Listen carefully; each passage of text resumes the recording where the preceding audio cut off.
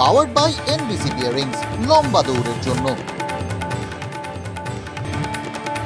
মাথা ভাঙায় মধ্যযুগীয় বর্বরতা, বিজেপি করায় মহিলাকে বিবস্ত্র করে বেধড়ক মারধরের অভিযোগ।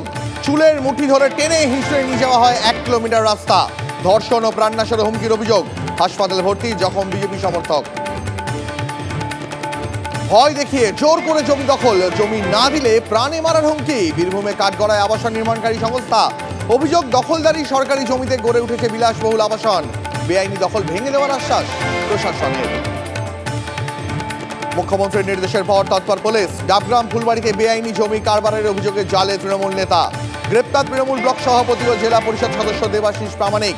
সরকারি জমি বিক্রির চক্রে জড়িত থাকার অভিযোগ। জবরদখল ও হকার নিয়ন্ত্রণ নিয়ে নবান্নে আজ ফের জরুরি বৈঠকে মুখ্যমন্ত্রী। 4 দিনের মাথায় দ্বিতীয় বৈঠক। কলকাতার মেয়র সহ সব পুরসভা, জেলা শাসক ও পুলিশ সুপারদের ডাক বৈঠকে। কলকাতা, হাওড়া ও বিধাননগরের সব থানার ওসি, আইসিদেরও বৈঠকে তলব। একদিকে ধস, অন্যদিকে তিস্তার জল বৃদ্ধি।